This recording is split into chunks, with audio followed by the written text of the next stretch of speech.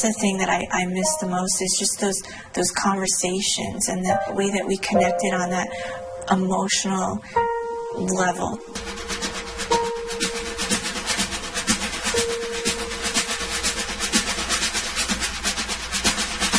One thing that isn't argued is the fatal precision with which Unger stalked the green felt of each and every card room he entered. It wasn't Stewie's style in anything to just be passive. Most people that play poker know you have to throw away certain hands. Well, Stewie made a living by playing every hand. He just seemed to put more money in when he had the best hand.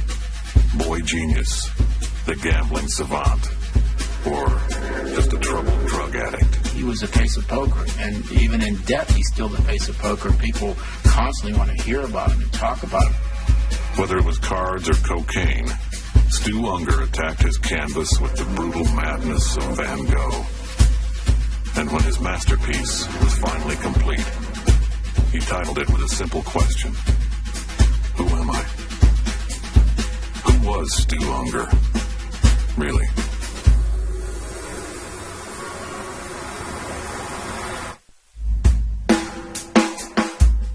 Some people approached me. They said, we got a young kid in town that likes to play gin rummy. And I understand you play gin rummy, and we'd like to set up a game.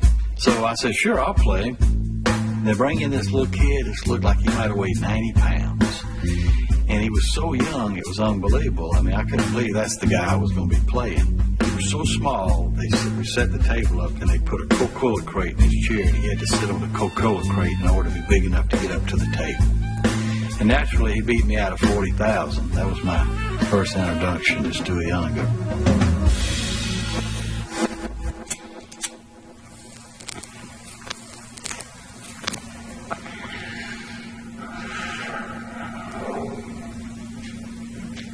When I came here in '73, it was a very small town. Good old boy network. Small group of people who basically ran the whole town. Everybody knew everybody.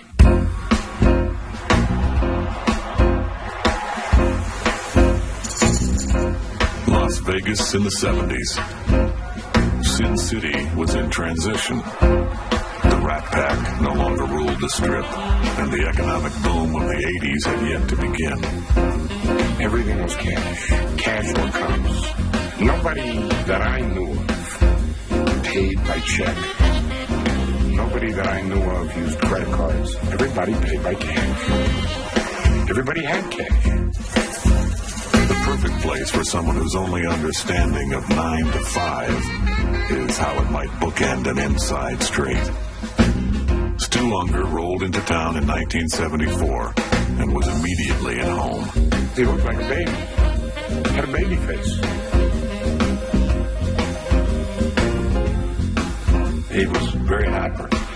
If he's sitting at a table, he was bouncing his leg, moving with his hands, or talking and getting up and walking around. I wondered if he was old enough to be in the casino, and I thought to myself, this must be some rich kid. I didn't know that I was looking at the best gin rummy player that ever lived. When I first moved here, he told me he had put away $1 million in a vault. And I'm like, playing blackjack. And I'm like, wow. Eventually, Unger was joined by his girlfriend, Madeline, and her young son, Richie. He was naive to a lot of the worldly things. So, I went to go buy the home. I went to go buy the cars. I have to do everything. Everything Madeline decorated their lives with was paid for in cash. He thought you write a check and the check is good.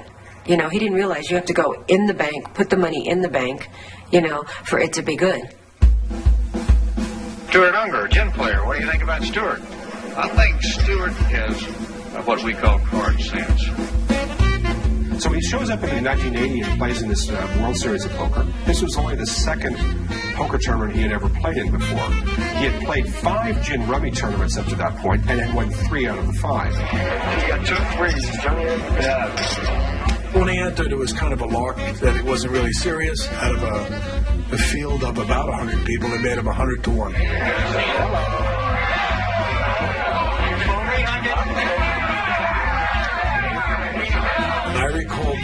very vividly that an Irish bookmaker changed his line after watching Stewie and just watching him at the different tables. Made him 20 to 1 just based on watching the guy's demeanor. You know, how confident he sounded. Well, I was freaky. I go back to Bobby Fischer. I was freaky when I did. People would teach me a card game I never played, and 2 days later I'd be better than them at a card game they were playing for 30 years. In terms of freak of nature.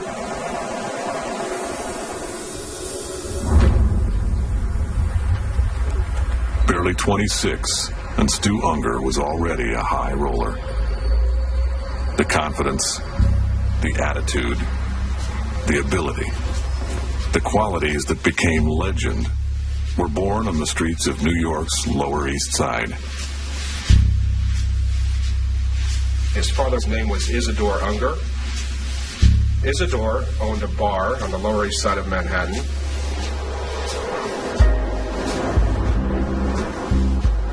His father was a bookmaker, and Stewie's education, to a large extent, took place in the bar.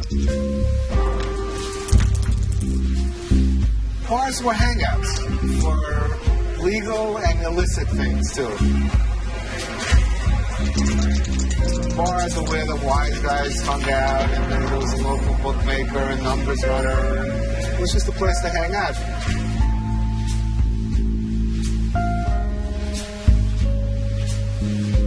Often after school, Stewie would come to the bar, hang out in the bar, and be associated with a lot of the wise guys, or people that were connected to organized crime. These essentially were Stu Unger's mentors.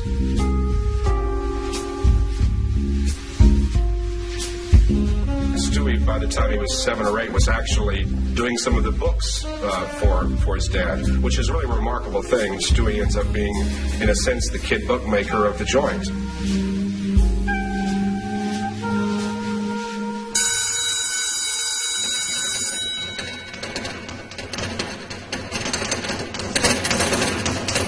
His other teachers, the ones at school, noticed Unger's uncanny ability with numbers as well. Some suggested he was a genius. He skipped 7th grade because of his intellect, and then quit school in 10th grade, in spite of it.